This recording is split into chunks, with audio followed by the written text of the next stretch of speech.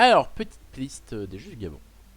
On va faire un petit tour des jeux qu'on a pu essayer en général. euh, on était 5 à peu près tout le temps. Donc c'est plutôt des petits jeux de cartes ou des petits jeux d'ambiance sympatoches. On n'a pas été non plus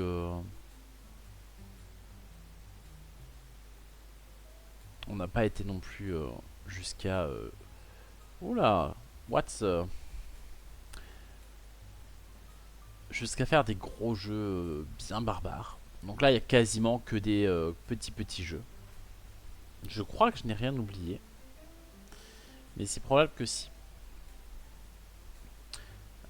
Allez, on va commencer avec Tricky Time Crisis, qui est un jeu de pli étonnamment. Ça va revenir beaucoup, hein, un jeu de pli, on va pas se mentir. Euh, dans lequel il y a une petite règle rigolote de Don't Follow. C'est-à-dire que les cartes sont de plusieurs couleurs. Donc il y a en violet ce qui correspond à l'ennemi, au méchant. Donc c'est des cartes qui ont des grosses valeurs en général.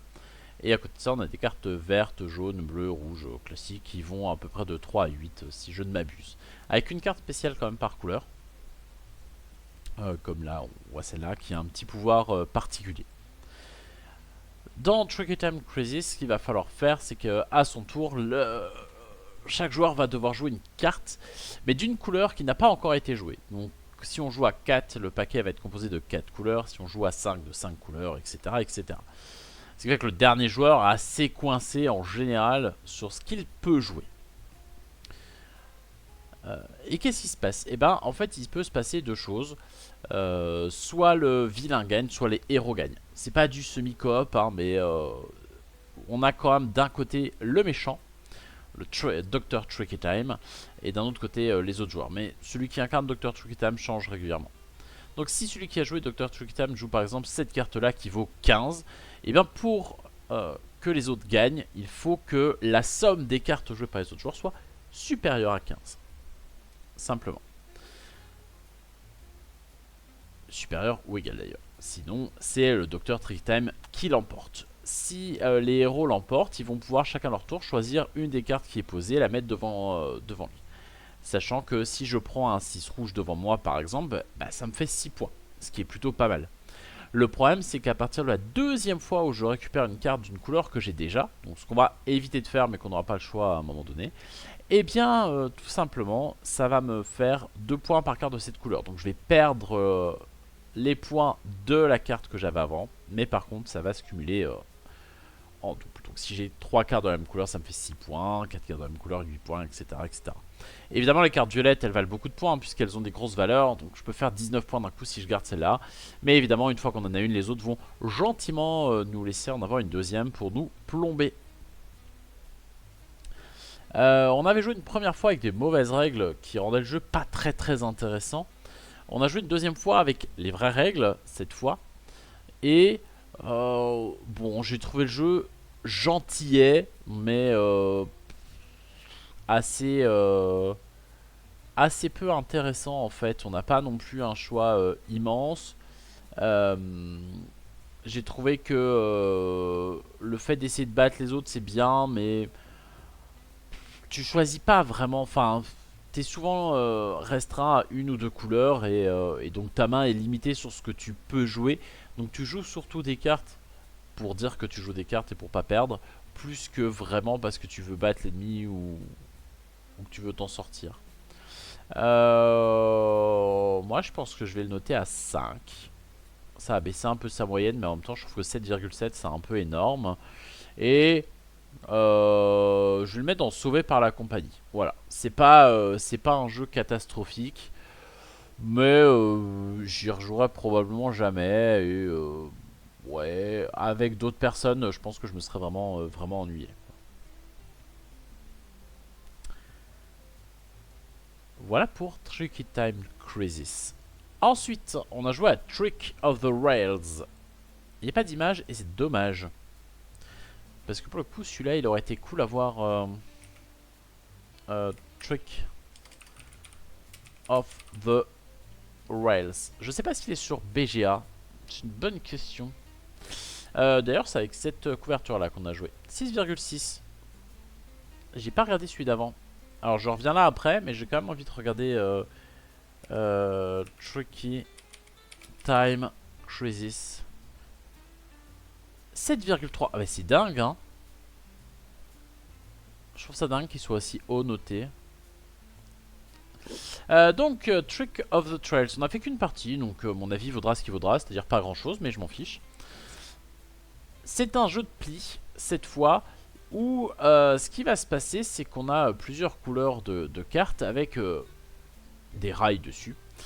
Et en fait, donc on a une voie par couleur qui va être commencée au début ici. Et en fait, un pli sur deux, les cartes du pli, donc qui vont être jouées, sachant que c'est un must follow, c'est-à-dire que si vous jouez vert, il faut que les autres jouent vert, etc., etc. Mais il y a une fois sur deux où les cartes du pli vont aligner, agrandir la voie ferrée donc de la couleur, ce qui est bien parce qu'il y a des points dessus, donc si notre train passe dessus, ben, il marquera forcément plus de points. Et il y a une fois sur deux où en fait on va garder la carte qu'on a jouée devant nous et en fait elle va correspondre à des actions entre guillemets sur cette voie. Ce qui fait qu'à la fin de la partie on gagnera des points multipliés par le nombre de cartes de cette couleur qu'on a réussi à garder. Sachant que de temps en temps, donc en haut, la ligne qu'on voit tout en haut, en fait, ça désigne les différents plis qu'on va faire au fur et à mesure de la partie. Et bien, la locomotive qu'on va prendre, on va la poser forcément sur une voie. Et suivant les locomotives, eh bien, elles vont avancer plus ou moins loin. Par exemple, la première locomotive, elle ne va s'appliquer que sur 3 cartes. Donc si j'ai fait une ligne de chemin de fer qui fait 8 cases, bah, peu importe, elle en scorera que 3. Et en plus, sur chaque locomotive, il y a aussi un score négatif. Donc elle score que sur 3 cases et en plus elle vaut moins 40. Donc si par exemple je l'avais sur la noire, bah actuellement comme la noire vaut 40 et que la locomotive fait moins 40, bah juste cette ligne là elle fait pas gagner de points à qui que ce soit. Donc il y a un petit moment où il faut savoir quand faire les plis, il faut savoir quand jouer quelle carte. Donc c'est-à-dire est-ce qu'on préfère que ça ragrandisse la voie ou est-ce qu'on préfère la garder en action. Il y a des petits trucs rigolos. Plutôt bien pensé. Ça change un peu des jeux de pli habituels. Est-ce que c'est hyper contrôlable? Pas vraiment. Mais néanmoins, c'était quand même une partie plutôt sympathique. Je suis content d'avoir découvert le jeu, en tout cas. Et je pense que je peux y rejouer assez facilement. C'est pas un jeu qui m'a déplu, c'est bien au contraire. Je trouve le petit twist de la voie ferrée qu'on a grandi, qu'on se demande est-ce qu'on veut scorer là ou pareil quand on gagne un train, c'est est-ce que je veux le mettre sur une voie pour pourrir quelqu'un ou est-ce que je veux le mettre sur une voie à moi pour être sûr de faire un peu de points. Voilà. Donc Trick of the Rails, je vais le mettre dans sympathique et un sympathique 107, 107 en sympathique. Hop. Il a que 2 notes sur sur BGA, mais il en aura 2. Et je crois que l'auteur, donc Hisashi Hayashi, il est quand même assez connu. Voilà, c'est l'auteur de Bomb Buster, par exemple. Bon, un demi-mot, c'est pas dingue, mais c'est l'auteur de Gumitrick, dont je ne parlerai pas, même s'il a été joué, parce que moi, je n'ai joué qu'avec de mauvaises règles. C'est l'auteur de Metro X aussi. Ah, mais attends, je sais à quoi j'ai joué aussi. J'ai joué à Mori. Auteur de Trains, enfin et l'auteur de Yokohama, donc c'est quand même un auteur assez solide. Est-ce que ça s'écrit comme ça, Mori? Yeah, j'ai joué à ça aussi. J'espère que ça va le remettre. Hop. Ouais. Bon, ça fait toujours un jeu de plus. Hein. Ensuite, on a joué à Track. Alors, on a joué à Track. Ce fut bref. On n'a pas fait 50-50 tours, mais... On a joué à Track. Track, c'est quoi? C'est un petit jeu d'ambiance. Donc, c'est un jeu de Clovis Béraud, illustré par Vincent Burger. Clovis Béraud qui a fait pas dupe et Track. Voilà, il fait des petits jeux. Trap, c'est quoi? En gros, c'est le burger de la mort compétitif. C'est-à-dire qu'il y a une personne qui va lire les 9 questions qui sont sur la carte. Et en fait, ensuite, les joueurs, chacun leur tour, vont devoir répondre à une de ces questions au hasard. Ils font ce qu'ils veulent. Donc là, comment s'appelle la femme de Spider-Man? Faites-moi le bruit du ver de terre. Avec quoi mesure-t-on des mètres Gims? Gims ou Gims, peu importe, etc., etc. Et donc du coup, une fois qu'on a lu les 9 questions, le deuxième joueur va dire bah 2. Soit quelqu'un contexte en disant mais non mais 2 c'est pas une réponse à aucune question. Soit, euh, soit personne conteste et c'est au joueur suivant tout simplement de à son tour répondre à une question. Et on tourne comme ça jusqu'à ce que tout le monde ait terminé. Voilà. Ça marche plutôt bien, c'est assez rigolo. C'est presque dommage qu'il n'y ait que 9 questions en fait sur la carte. Parce que 9 questions, c'est pas tant que ça. Et on s'en rappelle plutôt bien. Et nous, on a eu justement le petit problème. Alors, c'est pas un peu. On a fait que 2 tours, alors c'est pas fou non plus. Je pense que ça devient intéressant au bout de 3-4 tours quand tu confonds les questions de la manche en cours et de la manche précédente. Ça, en 2-4, on a joué à plus que 4 nous. 2-4 en même temps, c'est un peu bête de limiter à 4. Mais 2-4, c'est marqué 3-10. Ça va pas ça? Bah oui, 2-4 préféré. Mais ça va pas ça. Je vais le signaler. Mais voilà, c'était plutôt sympathique. Poulpi, tu as l'opette dans les cheveux qui est tendu. Bah oui, je sais, je sais. C'est parce que je te vois, ça, Audrey. C'est parce que je te vois. Je suis toujours comme ça. Demandez une notification s'affiche. Bonjour. Le nombre de joueurs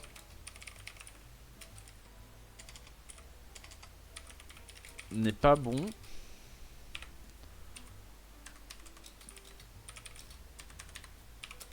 Et qu'est-ce qu'il y a qui va pas? Ah, et l'âge minimal requis également.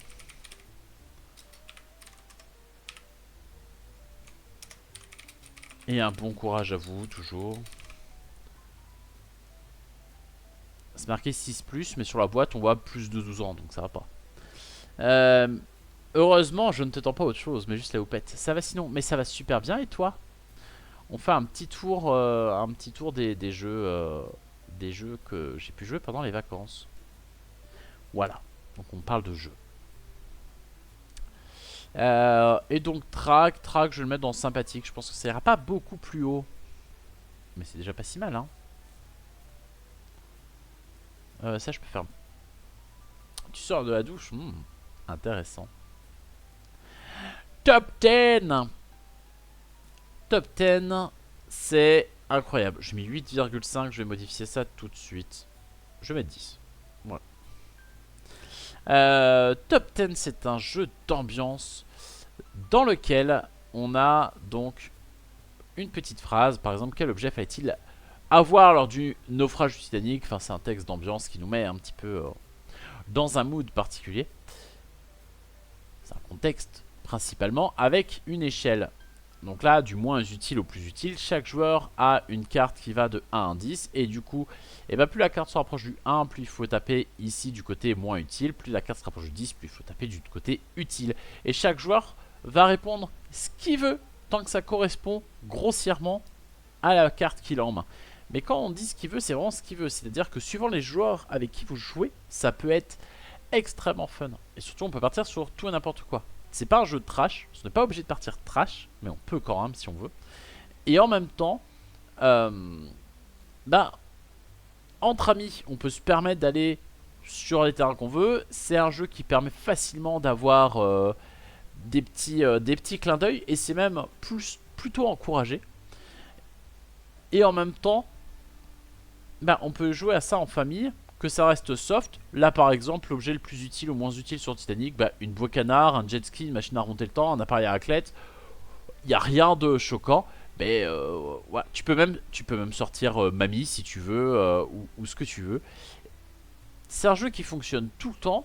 Nous on a joué à 6 je crois. Et même à 6 c'est incroyable quoi. C'était incroyable. Donc top 10 ça va dans les parties mémorables hein. Top 10, il y a forcément des choses sur Top 10 qui vous restent en tête après. J'ai une chanson beauf dans la tête. Ah bah super Audrey. Garde-la bien pour toi.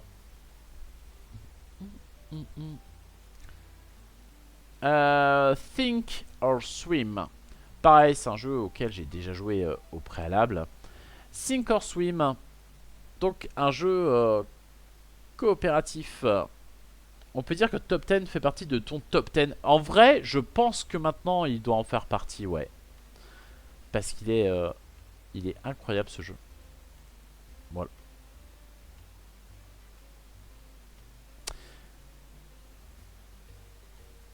Donc, tac tac tac, Sink or Swim, un jeu coopératif un peu débile et décalé de rapidité où on se prépare à faire notre championnat de natation synchronisé.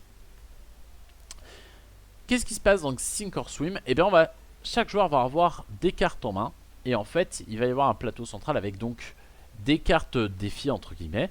On va commencer à retourner la première carte. C'est l'application qui nous dit quoi faire, hein, mais globalement, la première étape, c'est ça. Et par exemple, la première carte, voilà, ici, ça nous demande de jouer des valeurs différentes. Donc il faut que tous les joueurs aient joué des valeurs différentes. Donc il y en a un qui va dire, bah moi je mets un 1, l'autre qui va dire, moi je mets un 5, etc. etc. Donc il faut s'écouter. On a le droit de dire ce qu'on veut. De toute façon, on peut donner n'importe quelle carte à n'importe qui. Donc on s'en fiche. Mais il faut quand même se coordonner là-dessus. Et on a 20 secondes pour ça. Et quand on a fini, surtout c'est très important, une fois qu'on a posé les cartes, on se prépare au grand plongeon. Et on met ses mains sur la tête.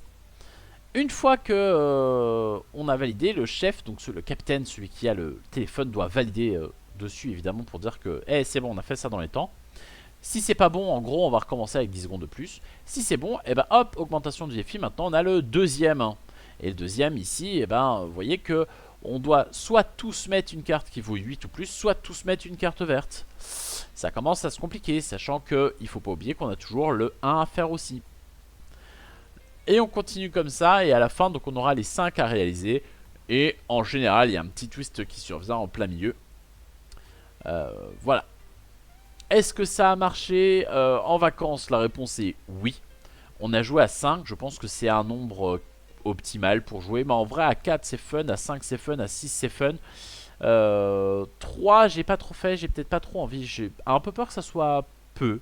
Mais bon, après ça doit passer quand même. Mais je sais, je sais pas, j'ai quand même envie de rester sur du 4, 5, 6. On crée notre équipe de natation synchronisée, on les a parlé avec Poulpi en folie. Mais moi je suis au taquet là, hein. J'ai trop envie. Natation synchronisée, en vrai, ça m'a l'air plutôt chouette comme sport. Voilà, il faut juste une petite application. Bon, c'est pas la mort. Bah, c'est pas la mort. On était à un endroit où il n'y a pas trop d'électricité. Enfin, pas trop d'électricité. Il n'y a pas trop de. Pardon. D'internet. Donc, faut avoir l'application avant.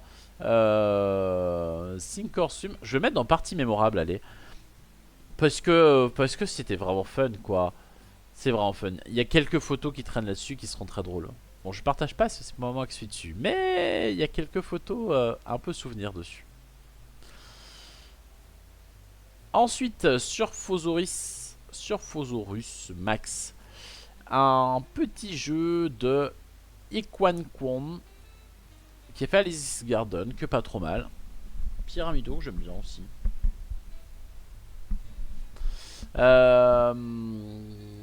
Surfosaurus Max, en gros, le but du jeu est simple. On va jouer à son tour une carte devant soi, puis chacun va faire pareil, puis on va faire un deuxième tour, voire un troisième tour suivant le nombre de joueurs. Et en fait, à la fin, on va regarder toutes les cartes qui sont posées, on va prendre la meilleure combinaison. En gros, la meilleure combinaison, c'est une suite en couleurs, puis on a 5 cartes identiques, puis une couleur, puis une suite, puis que dalle, mais on prend la meilleure carte. Bien sûr, on a le droit de demander aux autres de venir nous aider. On a le droit de faire ce qu'on veut pour appâter les gens, potentiellement leur mentir, hein. Ça, c'est pas très grave. Ce qui se fait, c'est qu'après, on va garder toutes les cartes qui permettent de faire la meilleure combinaison. Si elles sont en un exemplaire, eh ben, on va scorer le max possible. Si elles sont en plusieurs exemplaires, eh ben, en fait, on va les retourner et on scorera un peu moins. En général, le un peu moins, c'est la moitié. Donc ça fait un peu les boules. Le truc, c'est que on a joué donc à 5. À 5, on ne pose que 2 cartes devant soi. J'avoue que j'y avais déjà joué au préalable, je crois, à 4. Et à 4, on met 3 cartes devant soi. Et je pense que j'avais largement préféré avant, parce que mettre 3 cartes devant soi, ça permet quand même d'essayer de préparer un petit peu des choses. Et au moins, il y a un petit peu bagarre sur le qu'est-ce qui va se passer. Là, l'exemple Kodo est assez bien illustré puisqu'on a 4 9 et on a 4 bleus et on a une espèce de suite qui commence. Enfin, il y a plusieurs choses qui sont faisables et on peut choisir un peu de quel côté on va faire pencher la balance. À 5, on a moins eu ce côté-là, c'était un poil moins fun. Voilà, donc peut-être à réserver à moins de joueurs. Ça me semble être pas mal. Je vais le mettre dans sauvé par la compagnie parce que cette partie-là était pas dingo dingue quoi. Et bonjour Kéline. Et t'as beau ne pas être contente de me voir, moi je suis ravi de te voir. Je suis toujours content de ta présence. Bon, je mens parce que t'es là, hein. Dès que tu pars, je vais dire le contraire. Stichel, un jeu qui est vieux, presque aussi vieux que moi, c'est dire. J'ai dit presque. D'ailleurs, c'est un auteur. Ah, si, il a fait quelque chose en 2009 quand même.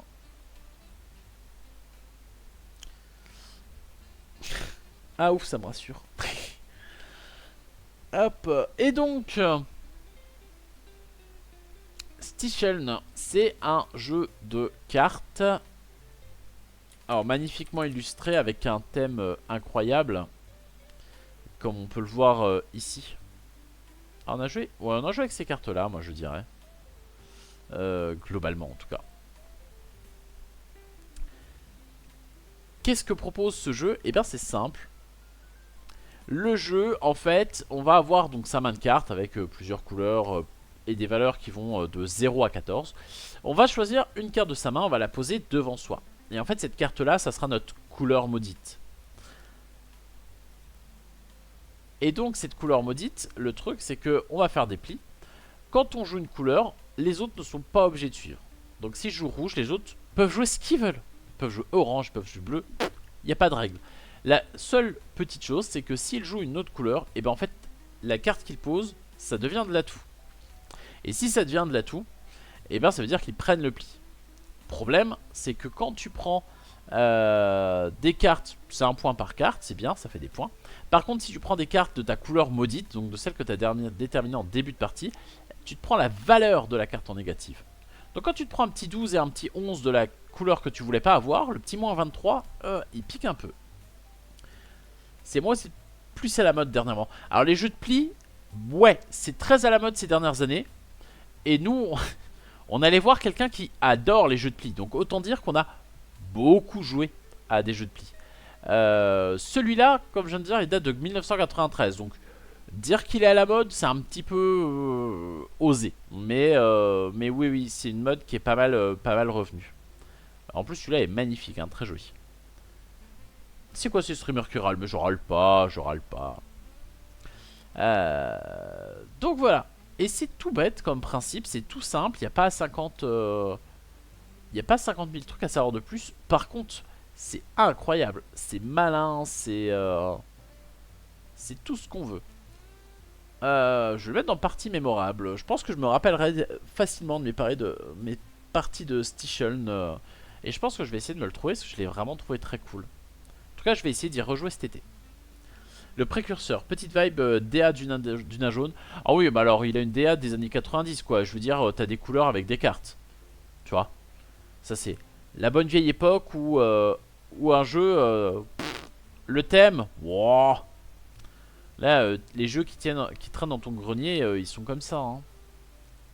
Du bon vieux pur jeu des années 90.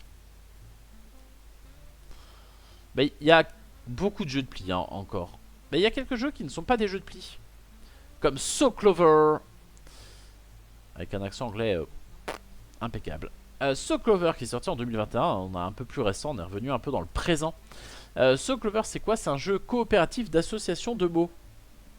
Le jeu était là pour jouer, pas pour décorer. Non mais en vrai on se bat parfois pour avoir des jeux avec des thèmes machin truc. Mais des fois le thème il sert tellement à rien. Il est tellement là juste pour dire qu'il est là que tu vois ça a plus de sens. Ça a plus de sens. Donc So Clover, jeu coopératif. d'association de mots. Qu'est-ce qu'on va faire au début? Ben, on va prendre un petit trèfle vert et on va poser 4 tuiles carrées en plein milieu. Et en fait, à son tour, qu'est-ce qu'on va faire? Eh bien, on va devoir essayer de faire deviner aux autres qu'on a bien ces cases, ces tuiles-là à ces endroits-là. Pour ça, eh ben, sur chaque feuille du trèfle, on va pouvoir écrire un mot qui est en lien avec les deux mots qui sont en dessous. Par exemple, sur le trèfle qui est donné en indice, ici on a mouton et vêtements. Donc là, la personne va écrire laine pour faire comprendre que c'est associé et à mouton, à vêtements. Là, on a maison, pompier, elle va écrire caserne, etc. etc. Ensuite, on va enlever les 4 petites cartes qui sont là, en rajouter une 5e parce que c'est pas rigolo s'il n'y a pas de piège. On mélange, on fout sur la table et les autres vont débattre et essayer de positionner les petites cartes au milieu pour qu'elles soient dans de la même façon qu'elles l'étaient au début. Sans engendre des débats à la con parce que... bon, parce que là, sur l'exemple, c'est un peu moche parce que mouton et vêtements, c'est facile à faire. Mais par exemple, là, on a gâteau et tombe, train et lit, zoo et timbre. Toi, zoo et timbre, il a mis panda. Alors, zoo, panda, moi je vois, mais timbre, panda, tu vois. Est-ce que ça aurait pas pu être zoo et cactus, tu vois, pour zoo et ours? Il y a un ours là. Moi, tu me dis panda, je mets ours à côté, hein. Je me dis que c'est forcément ours qu'elle a. Etc, etc. Et du coup, bah, t'as des débats à la con. T'as le fait de mettre des mots ici, c'est pareil, tu vois. Tu peux mettre un peu ce que tu veux. Des fois, tu mets des conneries histoire de faire rire les autres. Et... puis des fois, c'est bien aussi. Hein. Toi, fusil et nerf, je suis pas sûr que j'aurais mis arme, moi. Espion, caméra, ouais, je suis James Bond, j'aurais peut-être mis ça, mais voilà. C'est un jeu qui est drôle, c'est un jeu qui marche bien. Je vais mettre dans très fun. Partie mémorable, peut-être pas jusqu'à là. Et encore, parce que nous, il y en a un. C'était un peu risqué. Move très audacieux. Il y a quelqu'un qui là a mis le nom d'une personne qui était autour de nous. Et là, tu fais gaffe quoi. Parce que dans les mots qu'il y avait autour, il y avait génie et il y avait cruche. Voilà. C'est le moment où tu peux risquer de te faire virer de chez les gens. Hein. Bon. On n'a pas osé mettre cruche et c'était pas cruche donc ça va. Tout s'est bien passé. Mais on n'est pas à l'abri. Clairement pour cruche je mets le poulpi. C'est pas gentil ça. Bah alors Audrey.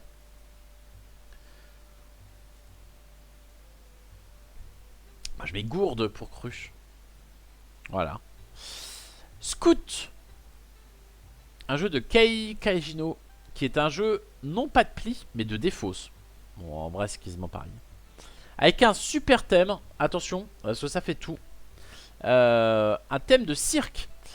Bon c'est un jeu de défausse qui reprend un peu le principe du président. Ou du Trouduc. Suivant la rêve que vous avez. C'est-à-dire qu'il y a un joueur qui va jouer soit une carte, soit une paire, soit une suite, etc., etc. Et le joueur d'après est censé faire mieux, donc soit jouer plus de cartes, soit jouer une meilleure combinaison. Puis le joueur d'après, pareil, blablabla. Et l'objectif, c'est de plus avoir de cartes dans les mains. Bon, le thème du cirque, c'est juste que quand tu as des cartes, tu vois, là, le carte 1, c'est Brian, et c'est un clown. Et du coup, quand tu joues tes cartes, tu peux dire que le spectacle que vous attendiez tous, Brian qui fait le clown, ça sert à rien, mais c'est rigolo. Le double twist du jeu. Premier twist, c'est que les cartes sont bifaces, enfin sont recto verso, enfin pas recto verso, non. Il y a deux sens de lecture, soit comme indiqué là, soit hop, je retourne mon jeu et je vois que ce 3 en fait est un 8, que celui-là est un 6, etc., etc. Donc début de partie, on va pouvoir choisir de quel côté on joue. Et surtout début de partie, on prend ces cartes et on ne les range pas. On ne peut pas bouger les cartes de place. C'est-à-dire que là, j'ai un 1, je voulais peut-être le mettre ailleurs, ben je ne peux pas, je suis obligé de le garder là. C'est comme ça, c'est le jeu, ma pauvre Lucette. Deuxième twist, c'est que si on ne peut pas faire mieux que celui d'avant, on va lui prendre une carte pour la mettre dans notre jeu. Dans le sens qu'on veut et où on veut. Donc on va pouvoir améliorer sa main. Pour essayer de faire mieux que les gens d'avant et essayer de les anéantir. C'est un jeu méchant. Donc Scout je connais depuis un petit moment, sorti en 2021. J'ai qu'une partie sur MyLudo mais j'en ai plus sur mon autre application. Et j'aime toujours autant, moi je prends toujours autant de plaisir à jouer à Scout, c'est toujours incroyable. Le truc c'est que ça fait une éternité que j'ai pas joué avec ma soeur, c'est parti en bagarre après. Le Troduc, il y a pas mal de jeux de cartes qui s'en sont inspirés, qui sont sortis là récemment. Voilà, ça reste un classique au classique. Scout, moi je vais le mettre dans partie mémorable. Alors en vrai, est-ce que la partie au Gabon était mémorable? Non, mais ça crée des parties mémorables quand même. Scout et ses femmes canon. Ouais, parce que la carte la plus puissante, entre guillemets, c'est un 10. Et le 10, c'est les hommes et femmes canon. Voilà, voilà. Et qui ne se rappelle pas de ces femmes canons. Pour faire plaisir, on va enchaîner avec un autre jeu de pli qui s'appelle Schadenfreude. Qui, je crois, littéralement veut dire que t'es content de te foutre de la gueule des autres. Ouais, Das ist schade, ça veut dire c'est dommage en allemand. Allemand LV1, je me la pète. Donc, dans ce jeu, on va avoir des cartes assez incroyables qui vont de -3 à 8 avec un 0 et un 10 qui n'ont pas de couleur mais qui peuvent servir à tout moment. Le truc du jeu, c'est que ce n'est pas le premier joueur mais le deuxième qui récupère le pli. Et récupérer le pli, ça implique quoi? Ça implique qu'on récupère la carte qui nous a permis à faire le pli et qu'on la pose devant soi.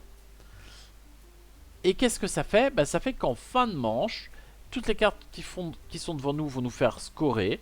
Et on va donc avancer sur cette petite piste. Faire des points, c'est bien. Oui, mais celui qui fait le plus de points, le premier qui va dépasser les 40 points, il est éliminé de la partie. Et il fait instantanément gagner le deuxième. Donc il faut être le deuxième pour gagner des plis. Et il faut être aussi le deuxième pour gagner la partie. Puisque le premier se fait éliminer. Bien sûr, il y a plein de petits twists. Par exemple, quand je fais un pli, je récupère la carte qui m'a permis de faire le pli. Mais si j'avais déjà cette valeur-là devant moi, et ben 2 fois la même valeur, ça s'annule et ça dégage. Pareil, si je joue bleu par exemple et quelqu'un en a plus et qui met du vert, et ben je vais récupérer sa carte aussi. Donc on peut très bien, très vite sur 2 plis, faire énormément de points. Comme on peut très bien ne rien faire de la partie. On a vu les deux. Je trouve le jeu un peu chaotique. Tu peux vite aller t'acharner sur n'importe qui sans qu'il puisse faire grand chose. C'est rigolo. 8,2, je trouve ça un petit peu exagéré. On va calmer un peu les gens. 6, c'est peut-être un peu sous-évalué, cela dit. Mais je mettrais bien un 6,5. Moi, je vais le mettre dans sympathique. J'ai pas boudé mon plaisir sur mes parties, mais est-ce que je veux vraiment, est-ce que c'est un top jeu? Voilà. Et oui, Audrey, c'est bien toi la femme canon. Parce que tu en bois beaucoup. Voilà.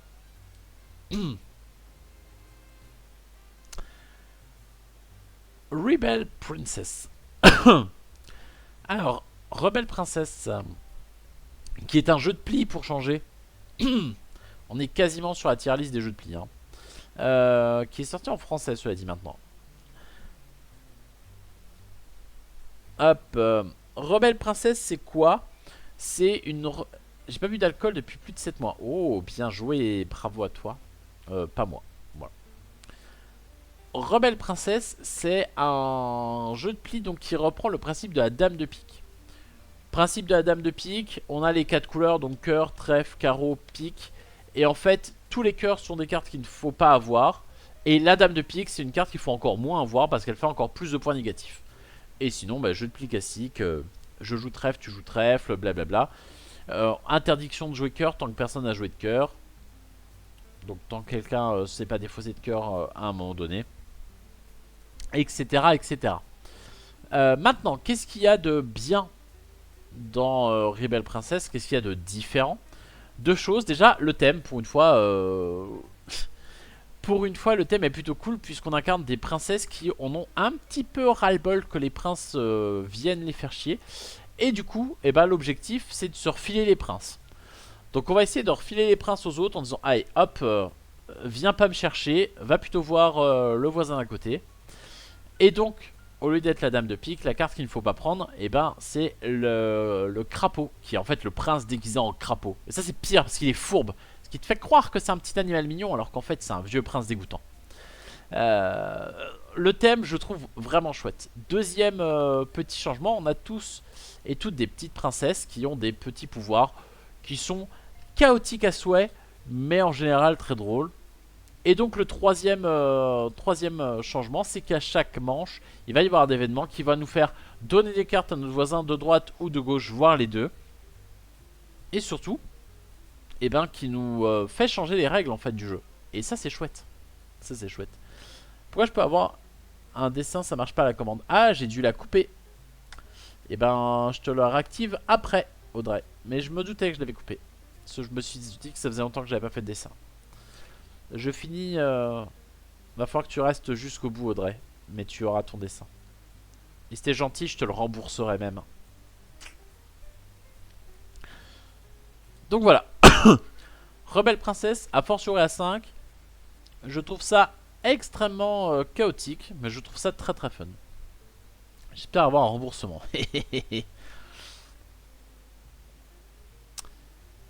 Quick shot. Hop. Quick shot. Donc c'est par l'auteur de Love Letter. Et ça se sent. 5,8. Oh, c'est moche. Moi je l'aime bien, Quick shot. Quick shot, c'est Love Letter en une manche. Globalement, il y a 8 cartes qui ont chacune des pouvoirs. Début de manche, il y a un joueur qui va devoir en jouer une face visible. Puis tous les autres joueurs vont choisir face cachée. On révèle toutes les cartes. Les cartes identiques s'annulent, donc on les vire. Et ensuite, on applique les pouvoirs de chaque carte, de la plus petite à la plus grande. Sachant que, eh ben, y a des cartes qui font éliminer des gens. Mais attention, on peut s'éliminer tout seul. Malheureusement, ça arrive.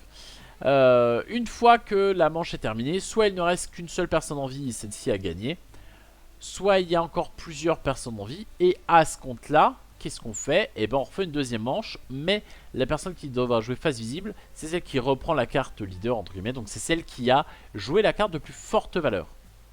Sauf Twist. On fait ça 4 manches grand maximum. Et à la fin des 4 manches, celui ou celle qui a gagné la carte leader remporte la partie. On a dû en faire 2 d'affilée, mais il faut dire qu'une partie c'est genre 2 ou 3 minutes, hein, donc c'est compliqué d'en faire qu'une. Je vais le mettre dans sympathique. C'est pas le jeu où t'exploses de rire, c'est pas le jeu. Mais sur les 2 parties, il y a quand même une personne dont je tairai le nom, mais c'est Jeannot, qui n'a fait qu'une seule manche. C'est-à-dire qu'il a réussi à se qualifier qu'une seule manche. Partie 1, il est mort tout de suite. Partie 2, il est mort au bout du deuxième tour. Voilà. Et moi, ça me plaît. Je suis obligé d'attendre. C'est pire que la SNCF ici. Eh oui, sacré Jeannot, comme tu dis. Oh, bah dommage, petit Critical Crescentic 2 PV. Pandaspin. Pandaspin, c'est un petit jeu de défausse. Pareil, on va revenir encore sur le Trouduc et compagnie parce que quelqu'un joue une combinaison et on tourne. C'est même plus Trouduc vraiment parce que là, il y a le même délire que les deux, ça arrête tout et ça... Enfin, les deux, c'est mieux que le reste, ça permet d'enlever le pli. Il y a le côté bombe aussi, quand on joue 4 cartes identiques, qui permet également... qui se joue n'importe quand et qui permet également de mettre fin au pli. Voilà, l'objectif donc c'est de vider sa main. Le twist par rapport au Trouduc, c'est que nos cartes sont recto verso et qu'en fait, si ce n'est pas moi qui ai gagné le pli, si ce n'est pas moi qui ai réussi à jouer en dernier, et ben je vais récupérer mes cartes en main. Par contre, je vais les retourner. Donc par exemple, mon 9 devient un 8 mais avec un pouvoir. Mon 10, ça devient un 2. On a aussi par exemple l'As, ça devient une paire de 7 carrément. La carte est une paire de 7. Il y a plein de petits pouvoirs comme ça, assez rigolo. Moi, ce qui m'a posé problème dans ce jeu, comme dans beaucoup de jeux de défausse, malheureusement, c'est le fait que tu puisses passer les 3 quarts de ta partie à juste dire je passe, je passe, je passe. En fait, quand tu as un jeu qui est pas terrible et que celui avant toi a un jeu plutôt pas mal, il va à chaque fois jouer mieux que ce que tu peux faire. Et du coup, eh ben, tu te fais un peu... voilà quoi. Du coup, moi je vais mettre dans Sauvé par la compagnie parce que je l'ai pas trouvé dingue. Mais Mais j'ai pas passé un mauvais moment non plus, quoi, parce qu'il y avait du monde. Mais Panda Spin, j'en garde pas un souvenir fifi fou, quoi.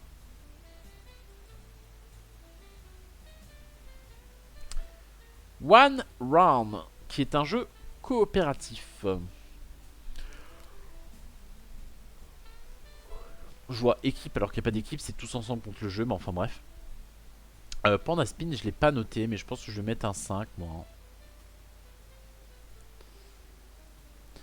One Run, donc un petit jeu coopératif de mots. Au début de la partie, on va avoir une carte à 0 ou 100, une carte à 33, une carte à 66. Donc là, il y a Marelle, raclette et carte. Nous, on va piocher une carte numéro. Par exemple, la 42. Donc la 42, elle est entre la 33 et la 66. Donc elle est entre la raclette et la carte. Ce qu'on doit devoir faire, c'est mettre un mot sur cette petite carte, puis dire le mot à haute voix aux autres pour qu'ils puissent essayer de la placer. Au début, c'est facile. Restaurant, je vais forcément mettre raclette et carte. Et pas autour de Marelle. Problème, c'est que plus on met de cartes, plus on a des mots de vocabulaire qui sont assez spécifiques, plus ça devient dur pour placer correctement. Par exemple, en 81, il y a refuge, en 96, il y a dehors. Qu'est-ce que je mets entre les deux? Et surtout, qu'est-ce que je mets entre les deux qui ne soit pas entre dehors et Marelle ou qui ne soit pas entre refuge et celui d'avant? Et donc, les premiers tours sont assez faciles, assez évidents. Et puis, plus le jeu avance, plus on est un peu obligé de réfléchir quand même. Mine de rien. J'ai envie de mettre 6,5, mais c'est toujours pas possible, c'est chiant. Et donc, au final, qu'est-ce que j'en ai pensé? Bah, c'est rigolo, ça marche bien. Mais j'ai tendance à lui préférer d'autres jeux du style. En fait, sur tous les jeux de style qu'on a fait, je pense que ce Clover s'en sort le mieux. One Round s'en sort honorablement. Je vais le mettre dans sympathique. Mais en fait, j'y ai joué à Cannes et j'y ai rejoué là. Et je trouve dans tous les cas que je trouve qu'il manque un petit truc en fait. Il est cool, mais il manque un petit. Il manque de peps en fait. Voilà. Il manque de pepsouille. Mais chouette quand même. Chouette quand même. Qu'est-ce qu'on a d'autre? Nokosudice, pareil, j'en ai déjà parlé sur la vidéo sur les jeux de pli. Nokosudice, c'est quoi? Et ben c'est encore un jeu de pli avec des dés. On va avoir des cartes en main, mais surtout on va avoir des dés au milieu. On va avoir 2 fois le nombre de joueurs en dés plus 1. Ce qui va se passer, c'est qu'on va faire... Ou 3 fois, pardon. Poulpi, c'est une star, il va au festival de Cannes. Et ouais, je monte les marches, moi, madame.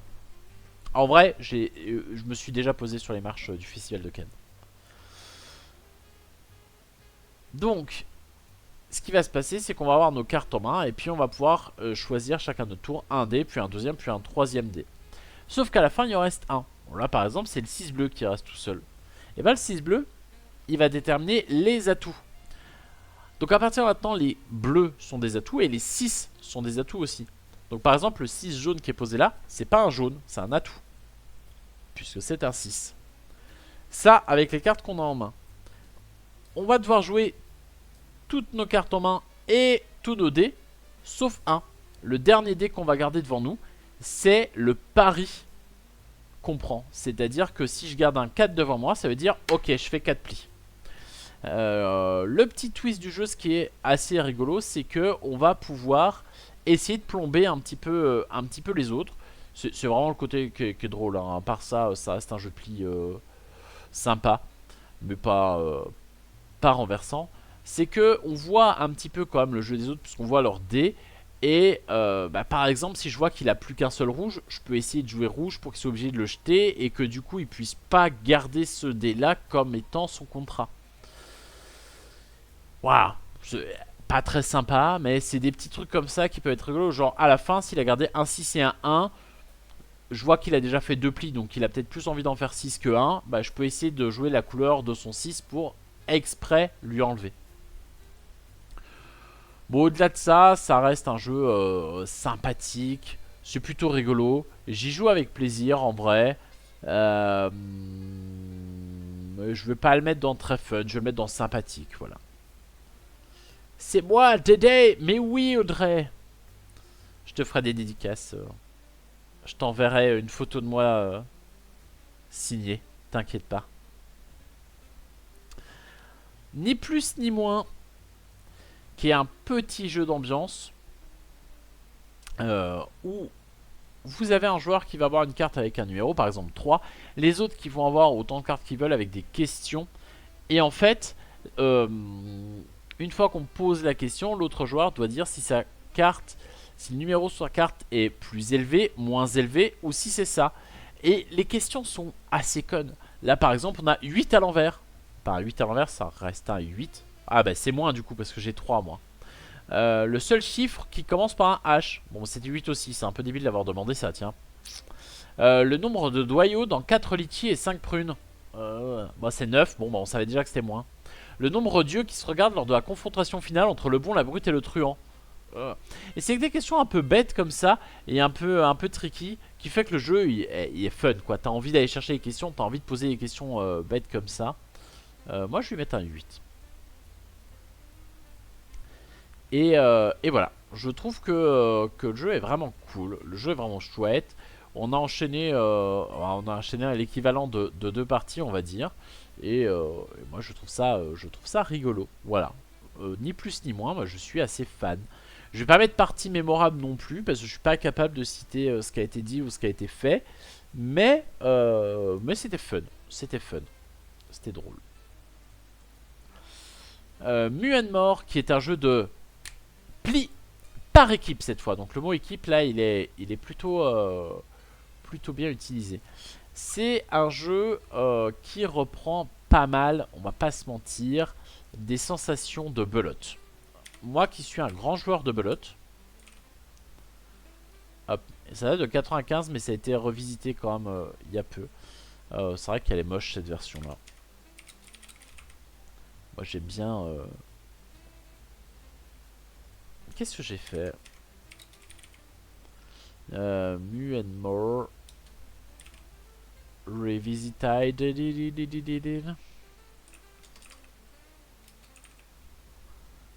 Hop. Ah, celle-là a un peu plus de gueule quand même.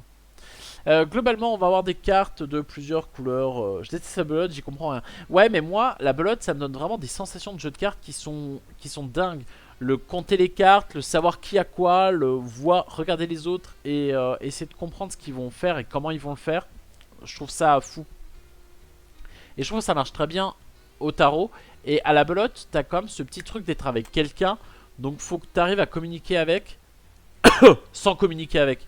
Et je trouve cette sensation vraiment, vraiment incroyable moi. C'est vraiment quelque chose que je recherche dans pas mal de jeux. Et donc là on a des cartes qui vont aller de 0 à 9 qui sont de couleurs différentes. Et en fait ce qui va se passer c'est qu'en début de partie on va pouvoir chacun à son tour montrer des cartes de son jeu. Le truc c'est que la personne qui va en montrer le plus, c'est la personne qui va devenir le leader entre guillemets. C'est à dire que ça va être la personne qui va devoir mener un contrat à bien. C'est à dire que s'il a montré 3 cartes visibles par exemple, il s'engage, lui et quelqu'un d'autre, mais pour l'instant on ne connaît pas, à faire je sais pas par exemple 30 points. Les points c'est les petits points qu'il y a sur les cartes. Donc globalement il faut récupérer 30 petits points comme ça à 2. Les autres joueurs vont pouvoir montrer également des cartes, plus, moins, enfin autant, peu importe. Et on tourne comme ça jusqu'à ce que tout le monde ait passé. Une fois que tout le monde a passé, celui qui est chef, enfin celui qui a dit j'y vais et je fais tous les points, va pouvoir décider d'un atout. Les atouts ça peut être une couleur ou ça peut être une valeur. Sachant que, donc j'ai dit que les valeurs allaient de 0 à 9, mais il y a par couleur 2, 1 et il y a 2, 7. Et à partir de là, lui va décider d'un atout. Donc il peut dire bah l'atout c'est rouge. Ok, bah l'atout c'est rouge. Mais du coup, parmi les autres, il y a un chef de la résistance, donc quelqu'un qui sera forcément pas avec lui, qui va dire ah l'atout c'est rouge, bah moi je dis que l'atout c'est les 8. Et bim, donc le 8 rouge ça devient un super atout. Et surtout, bah il y a un deuxième atout possible. Le deuxième joueur peut dire bah l'atout c'est bleu. Et du coup il y aura rouge et bleu qui deviendront des atouts. Une fois que ça c'est fait, le joueur qui a dit moi je m'engage à faire des points va choisir parmi les autres personnes une personne qui va l'accompagner. Et ça, en général, bah, tu choisis quelqu'un qui a dévoilé un petit peu son jeu. Par exemple, tu as vu quelqu'un poser 2 rouges devant lui. Toi, tu as pas mal de rouges dans les mains. Tu vas pouvoir te dire, hey, et si je prends rouge en atout, j'ai un collègue en face qui a pas l'air dégueu. Peut-être qu'ensemble, on peut démonter les autres. Et voilà. Donc, ce que tu poses devant toi, c'est révéler ton jeu. Mais c'est le révéler aussi à quelqu'un qui sera potentiellement avec toi. Et malgré une première manche que j'ai fait catastrophique parce que je tentais des choses qu'il faut pas tenter dans la vie. Il y a des fois des choses qu'il faut pas tenter. Et bien j'ai trouvé le jeu incroyable. Je vais mettre ça dans partie mémorable parce que moi mes parties de mémoire elles m'ont vraiment marqué. Je pense que je vais m'en rappeler un petit peu trop.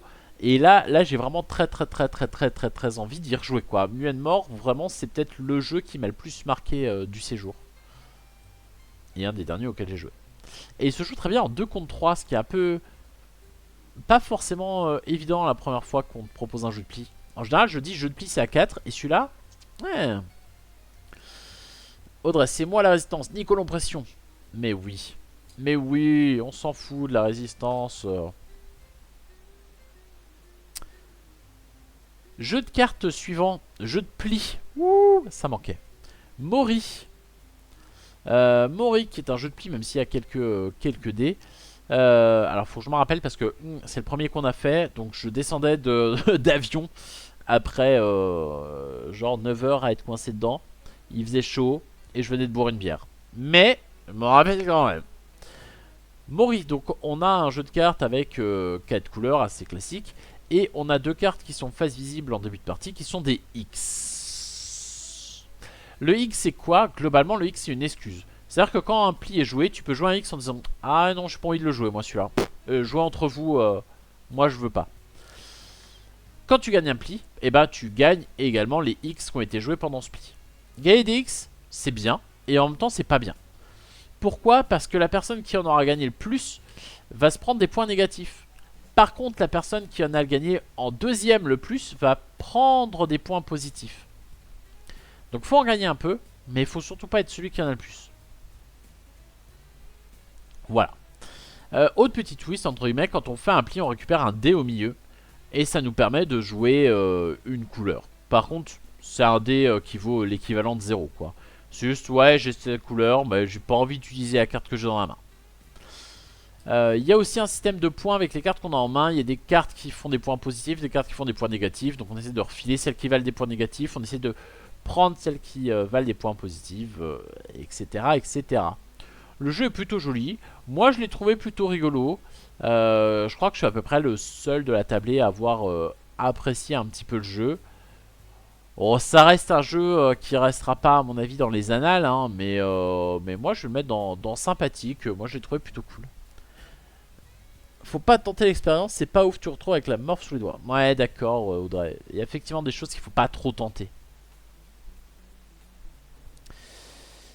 On arrive au banger suivant, Master World, un jeu de Gérald Caccio qui était passé sur la chaîne quand même. Il y a quelques mois de ça pour nous parler de son nouveau jeu, mais écoutez, en attendant il y a Master World. Master World c'est quoi? C'est extrêmement simple, c'est un mastermind, mais non pas avec des couleurs, mais avec des mots. Donc globalement on a un joueur qui doit essayer de faire deviner quelque chose à quelqu'un. Donc par exemple là il doit faire deviner fraise, facile. Il donne aux autres le thème, nourriture. Et les autres vont devoir mettre du coup des cartes indices pour essayer de se rapprocher de ce que c'est. Par exemple sur la première ligne, ils ont mis légumes, fruits, viande, poisson. Ok. Et ben là le maître du jeu va donc choisir à combien de ces cartes se réfère ce qu'il doit faire deviner. Bon là en l'occurrence fraise, bah, ça se rapporte qu'à un truc. Et il va mettre juste un petit jeton à côté de la ligne. Mais il dit pas où. Donc on sait que parmi les 4 qui sont là, il y en a un qui est vrai, mais on sait pas lequel. C'est un peu le problème quand on commence à jouer, on met des trucs qui sont hyper différents et du coup ça nous aide pas. Il y a juste qu'une fois dans la partie, il a le droit de le prendre et de le mettre précisément à un endroit. Donc là, il l'a mis précisément sur fruit en disant aux autres, ok, c'est un fruit qu'on cherche, cherchez pas trop loin. Donc là après les autres sont partis sur rouge, arbre, été, pépin. hop, il a mis 2 pouces. Pourquoi? Bah parce que c'est rouge.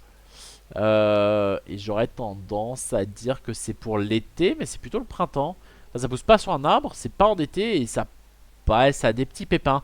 Ah, je sais pas trop ce qu'était son deuxième. Et bref, ensuite ils ont continué, etc. Là ils ont remis vert, arbre, automne et pépins, et là il n'y a rien. Donc c'était bien rouge et été qu'il avait. Et donc là ils ont tenté fraise, et fraise était la bonne réponse. Donc ils ont gagné.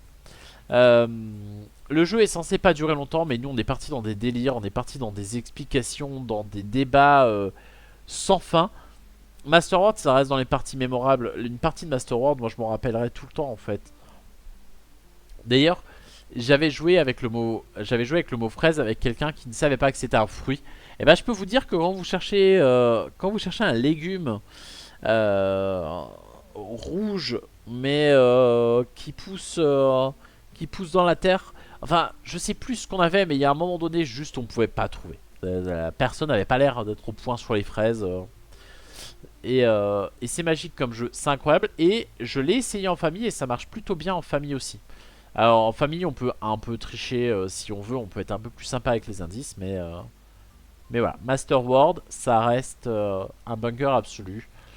Ça restera un de mes jeux préférés je pense aussi. Une de mes plus belles découvertes ludiques en tout cas de ces dernières années.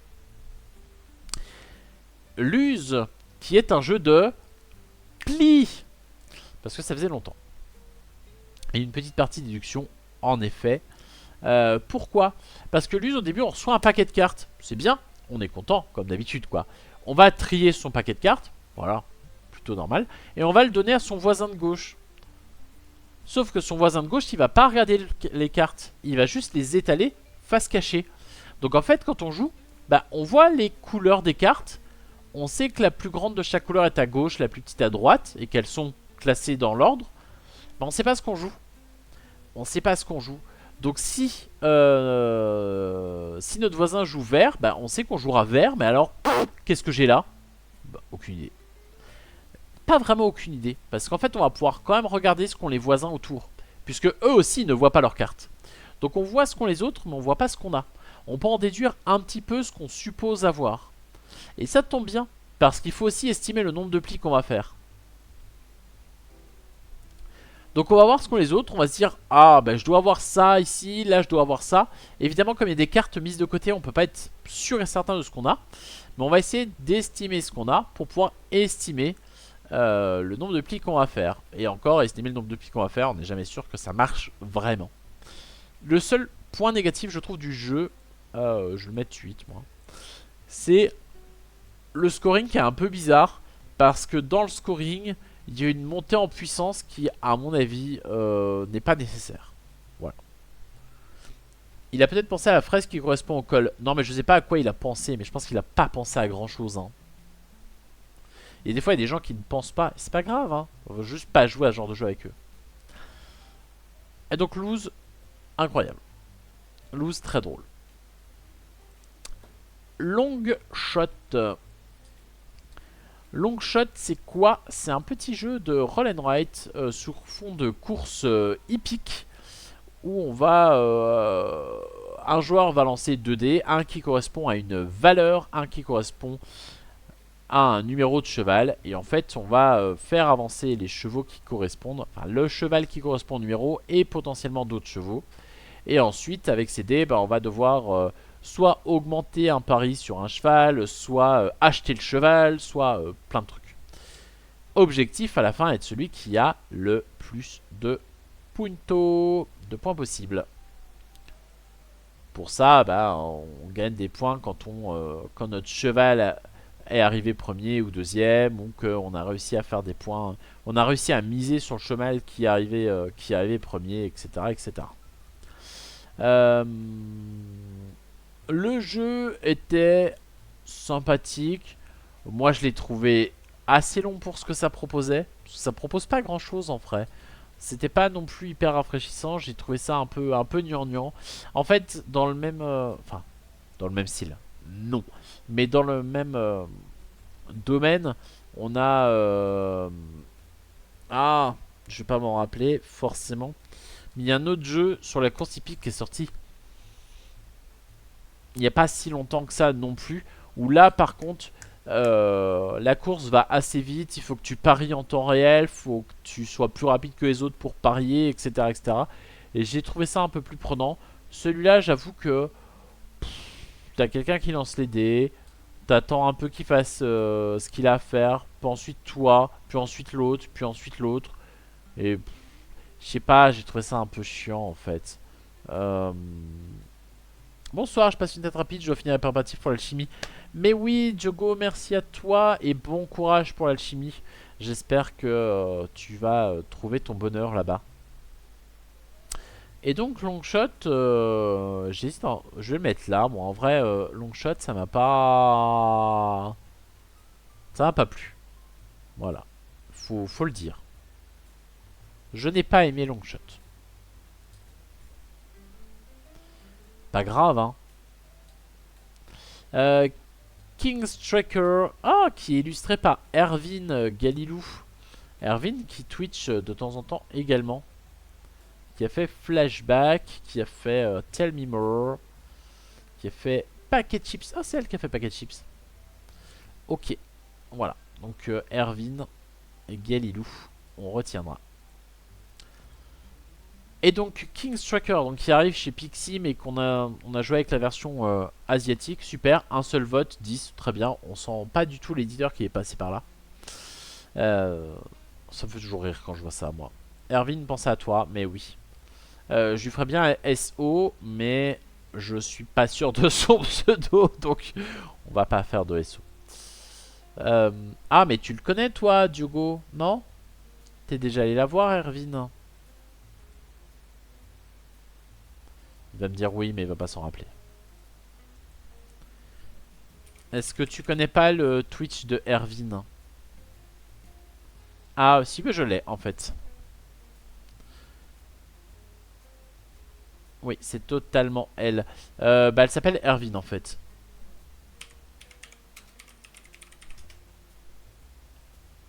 Voilà. Donc ça, c'est l'illustratrice du jeu dont on parle là. Je crois que c'est une erreur par contre, Lucie Flashback. Ah, je vais regarder ça. Moi, je signale les erreurs. Hein.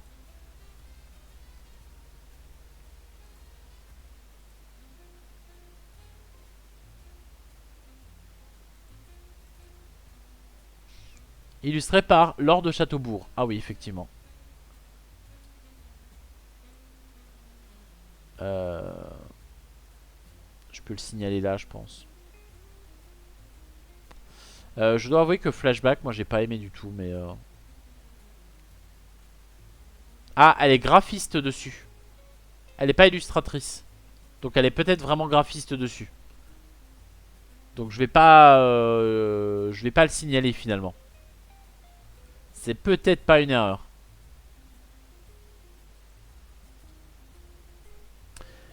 Non, non, mais tu as raison.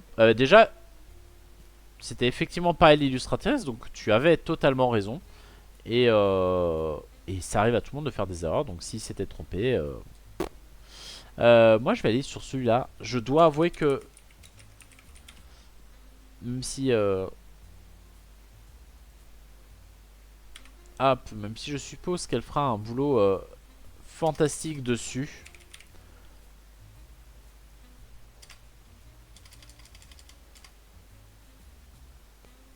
Je suis assez dingue. Enfin dingue, on va se calmer. Mais je trouve que la DA de base, elle était toute mignonne. Voilà, ça c'est la DA du jeu de base. Et ça c'est la DA qui sera en France. Donc j'aime bien le travail d'Erwin, mais je dois avouer que je trouve ça un peu plus mignon. C'est cool d'avoir tout le monde. Ouais, bah je trouve ça très chouette d'avoir mis les graphistes. Je suis d'accord. Et donc les cartes sont tout aussi mignonnes. Voilà. Les petites cartes là. Il est trop choupi. Bref. Donc, King's Trick Taker, c'est un jeu de plis. Je vais mettre des gros guillemets dessus. Où en fait, ça va jouer en 3 manches. La première manche va commencer par une phase de draft où on va pouvoir choisir une famille parmi les 5 qui sont là. Puis on va pouvoir choisir également 3 petits personnages parmi ceux qui sont là. Les personnages globalement ils ont des pouvoirs. Ils font aussi des points de victoire suivant le nombre de plis qu'on va faire. On va avoir également 5 cartes en main, donc parmi les couleurs qui sont là. Globalement le noir c'est de l'atout, le blanc ça fait soit gagner automatiquement le pli, soit perdre automatiquement le pli. Il y a plein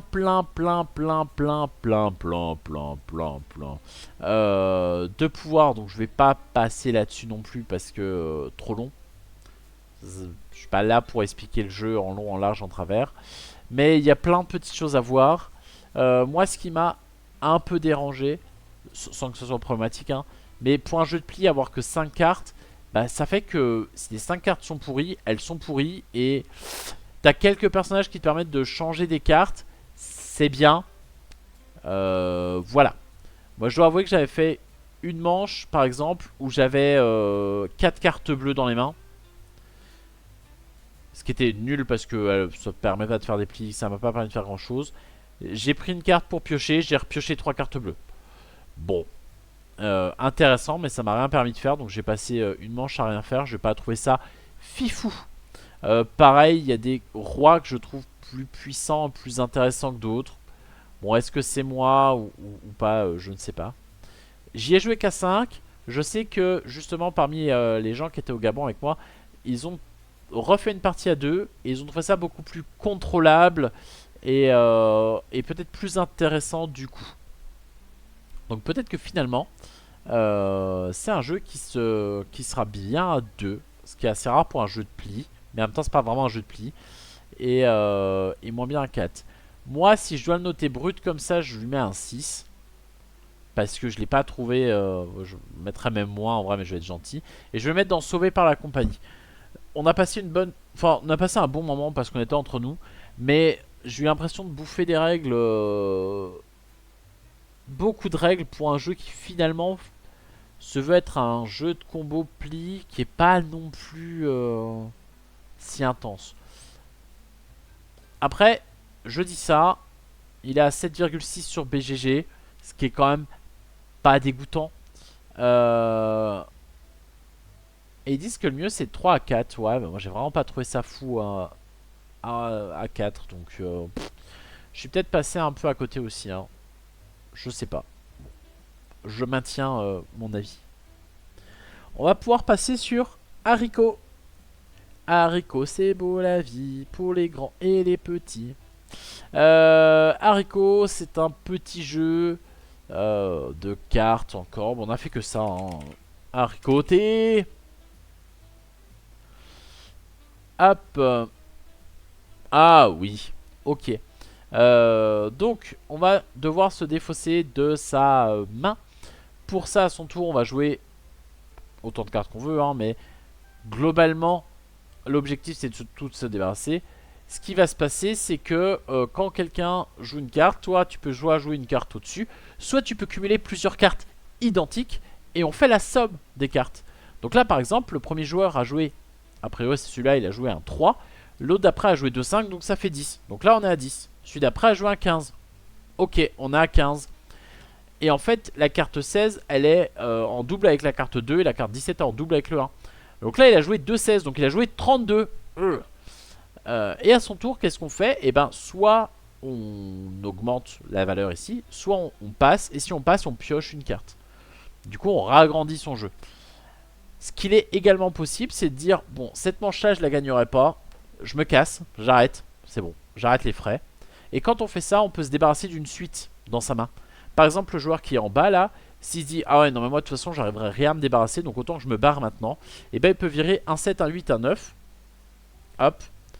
Et du coup, il a plus que 2 cartes en main, ce qui lui fera que 2 points négatifs.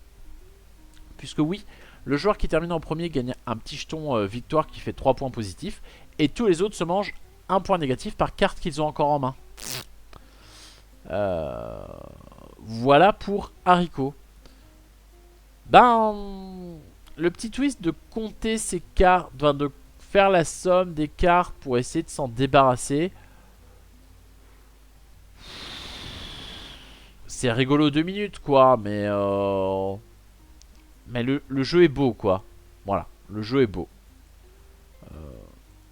Hop, un petit 5 pour je suis désolé Haricot, ça le fera pas entre nous. Ça le fera pas. Non, peut-être qu'en famille c'est rigolo, je sais pas. Moi je suis un peu passé à côté, je vais le mettre tout en bas de ma tier list. J'ai pas trouvé ça dingo dingue. Je pourrais le mettre dans Sauvé par la compagnie parce que c'est pas non plus. Mais en vrai, Spin Panda ou King Striker, je pourrais y rejouer parce que j'ai vraiment passé un moment sympa. Je le mettrai pas au-delà. J'aime bien le graphisme d'Haricot.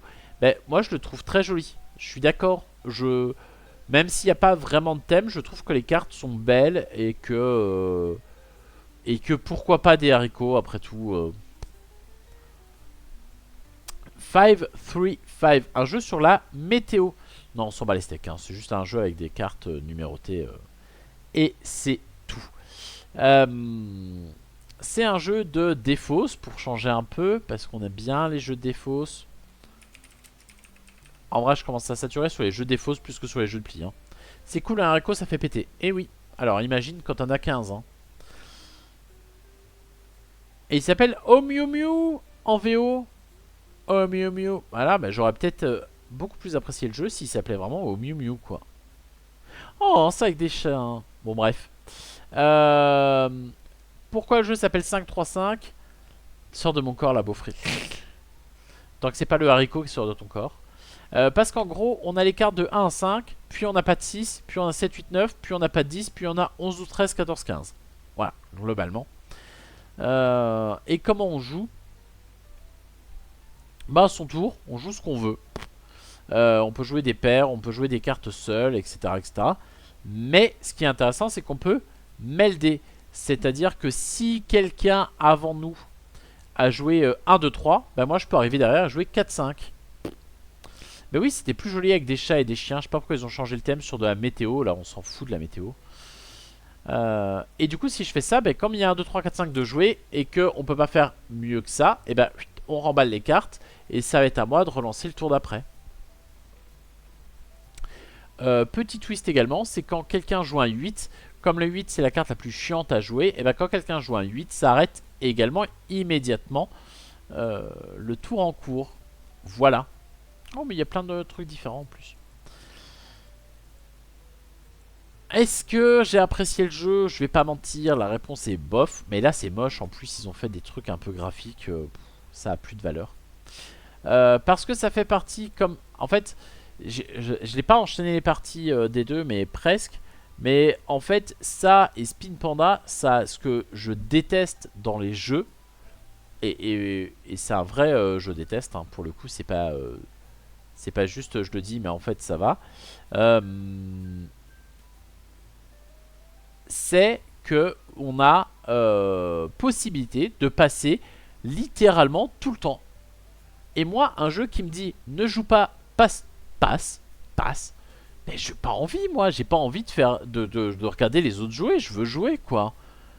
Et dans 5-3-5, bah, passer une manche entière à juste dire passe, passe, passe. Oh, vous avez fini, bah je me prends 15 points dans la tronche. Je suis ravi d'avoir joué avec vous, vraiment. Bah, je vais plutôt aller me faire un café ou me balader, hein. Voilà. Le petit twist du 8 qui arrête le jeu, c'est cool. Faut pouvoir le jouer, ce qui est très rare. Le twist de melder, entre guillemets, c'est cool aussi. C'est-à-dire que quand quelqu'un commence quelque chose, tu peux continuer. C'est rigolo. Mais vraiment, après, on n'y a peut-être pas joué dans un nombre optimal. 2-5, ils disent best 4. Ouais, je sais pas. Moi, je me suis pas amusé. Hein. Je me suis pas amusé. Donc ça sera un 4, un 5 aussi pour ce jeu-là. Et je vais le mettre en bas. Je suis désolé, mais j'ai vraiment pas aimé. Hein. C'est bon la météo, on s'appelle pas Catherine Laborde. Paix à son âme. Petite pensée à Catherine. Mais effectivement, c'est bon quoi. On préférait les chiens et les chats, nous ici. Avant-dernier jeu, Bottle Imp, aka le diable dans la bouteille. Qui était réédité il n'y a pas très longtemps chez Matago, mais la première version est pas aussi jolie que ça. Hein. Si je tape ici Bottle Imp, je pense que je vais avoir un truc dégueulasse. Hein. Ah, la version de 95. Qui ressemble à ça. J'avais prévenu, hein. 95, hein. C'est moche. C'est moche, mais est-ce que c'est efficace? Et il y a des petites bouteilles en bois là carrément. C'est moche mais c'est assez efficace. Qu'est-ce que c'est le diable dans la bouteille? Ben, globalement on va avoir des cartes en main. On va enfiler une à son voisin de droite, une à son voisin de gauche et on va en récupérer un peu. Les cartes elles sont de 3 couleurs. Donc là c'est bleu, jaune et rouge. Et ce qui va se passer c'est que y a une bouteille du diable qui au début vaut 19. Très années 90, ouais, je suis d'accord que tu sens que c'est un vieux jeu quoi. Et bien ce qui va se passer c'est que tu vas jouer une carte d'une couleur, par exemple bleu. Ben, tout le monde doit jouer bleu, voilà, comme tous les jeux de pli. Mais soit toutes les cartes qui ont été jouées sont au-dessus du prix de la bouteille, à ce compte-là c'est la plus grande carte qui l'emporte. Soit il y en a au moins une qui était en dessous du prix de la bouteille, et c'est celle-là qui remporte le pli. Mais, comme on a joué en dessous du prix de la bouteille, on récupère la bouteille du diable. Et la bouteille du diable change de prix, elle devient le prix de la nouvelle carte. Donc de la plus grande carte jouée en dessous son prix. Par exemple, là, si elle vaut 19 et qu'on joue le 17 bleu et le 13 bleu, c'est le 17 bleu pardon, qui fait le pli et le prix de la bouteille devient 17. Ce qui fait que on aime faire ça parce qu'on prend des plis et que les plis, ça fait des points. Gros problème, c'est que fin de partie, et ben fin de manche, en tout cas quand on a joué toutes nos cartes, celui qui a la bouteille du diable devant lui, il ne marque pas de points. Enfin si, mais il en marque des points négatifs d'un pli qui aurait été mis de côté au tout début de la manche. Et donc on aime bien la bouteille, mais on n'a pas trop envie de la garder à la fin. Donc il faut réussir à se débarrasser de ces vilaines cartes quand on en a l'occasion. Voilà. On y a rejoué à 3, j'ai trouvé ça toujours aussi agréable, aussi sympathique. Donc je vais le mettre dans le très fun. C'est pas des parties mémorables, je vais pas aller jusque là, mais je trouve le jeu toujours aussi incroyable. Et on termine par Bombbuster, que les gens vont qualifier comme absent des As d'or. Je vais mettre un 8 direct. En fait, je mettrais bien un 8,5, mais c'est pas possible. Bon, on va mettre 9, allez, soyons fous. Soyons fous. Il est fou, le mec, il est fou. Et donc, Bombbuster, c'est un jeu coopératif où on va essayer de désamorcer une bombe. Pour ce faire, qu'est-ce qu'on fait? Eh bien, on va avoir des petits fils devant nous qui ont des numéros qui vont de 1 à 12. Il y en a 4 de chaque numéro. Et donc, à son tour, on va pouvoir aller essayer de couper un fil chez quelqu'un qui a une valeur qu'on a chez nous pour couper une paire de fils en même temps. Facile, n'est-ce pas? Pas vraiment, parce que dans ces fils vont se cacher régulièrement des fils rouges et des fils jaunes. Les fils jaunes, ils sont un peu spéciaux. En fait, ils sont un peu chiants parce qu'ils sont entre deux valeurs. Par exemple, ils valent 8,1. Donc, ils plombent un petit peu le truc. Mais sinon, ils sont pas plus chiants que ça. Par contre, ce qui est plus problématique, c'est le fil rouge. Parce que si on vient tenter de couper un fil pensant que c'est un 7 et que c'était la bombe en fil rouge, on a perdu la partie. Voilà. C'est cash, c'est rapide et ça pardonne pas. Par contre, on va pouvoir être aidé de plusieurs outils qui vont nous permettre de savoir un peu ce qu'ont les autres ou de nous protéger si on tente quelque chose d'audacieux. Le jeu comporte 66 missions et pour le coup, elles sont vraiment différentes. Il y a un petit texte d'introduction à chaque fois qui est vraiment drôle. Thème terrorisme, bon, on va se calmer. Le jeu marche très bien à 4. Je pense qu'il est fait pour 4 joueurs, voire 5, mais pas moins. Je sais pas d'ailleurs si là il a été mis en meilleur Best 4, ouais, bah voilà. Clairement c'est ça. Et on a pris un grand plaisir à y jouer. Est-ce que la partie était mémorable? Je ne pense pas. Est-ce qu'elles peuvent l'être? Oui, mais pas au Gabon. Donc au Gabon, ça sera juste très fun. Bon, c'est même pas très fun en fait, c'est pas fun. Mais c'est un jeu qui est vraiment cool à jouer. Qui est vraiment très très cool à jouer. Donc si vous n'y avez pas joué, je vous conseille fortement d'aller dessus. Et oui, c'est un des grands absents. Oh, ce qui me fait penser à un autre jeu auquel on a joué. Oui, ça y est. Et oui, je vous fais croire que c'est terminé alors que non. On a évidemment joué à The Gang aussi. On parle des grands absents de l'As d'or. Je suis obligé de parler de The Gang. Hop. Petit rafraîchissement. Et on a The Gang qui apparaît. The Gang, jeu coopératif. où on va avoir du poker coopératif, simplement. Je pense que j'ai quasiment rien d'autre à dire en fait. On va avoir du Texas Hold'em, c'est-à-dire 2 cartes dans les mains cachées et 5 cartes au milieu. Et en fait, on va devoir se classer par rapport aux autres. Pour ça, bah, je regarde mes cartes au début, je me dis, ouais, cette combinaison, par exemple, si j'ai un 3 et un 9, je vais dire, ouais, c'est pas fou, hein, c'est pas terrible. Donc je vais prendre un petit numéro. Et quelqu'un qui va avoir, je sais pas, une paire de 2 va se dire, oh, j'ai une paire, moi. Donc on va prendre un meilleur numéro. Et ensuite, on va arriver les 3 cartes. Et là, ah, mais mon 3 et 7, maintenant, ça me fait une paire de 3. C'est mieux. Donc là, je peux me booster. Etc. etc. Et l'objectif, c'est qu'à la fin, on ait absolument tout de bon. C'est-à-dire qu'on soit tous classés dans le bon ordre. On a joué à 5, ce qui est à mon avis l'une des meilleures façons de se placer. Enfin, de jouer. 5 c'est le minimum même, je dirais. 6 c'est mieux, 7, 8 c'est encore mieux. Et du coup, The Gang.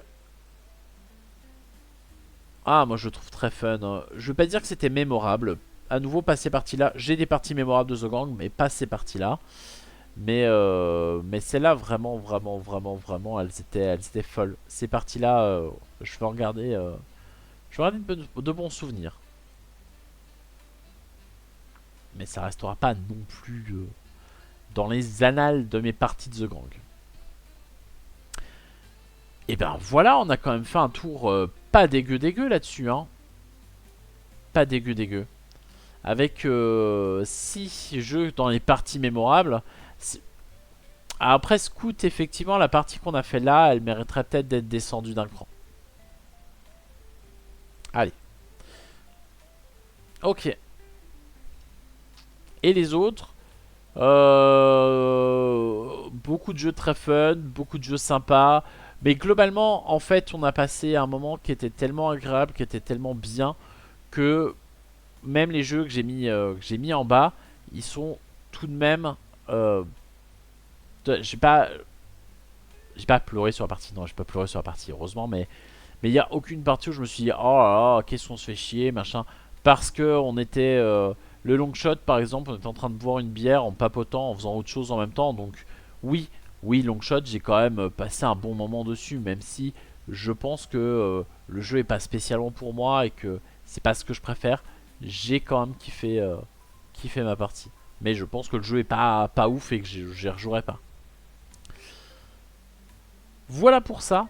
Et ben, plutôt pas mal comme tier list, non?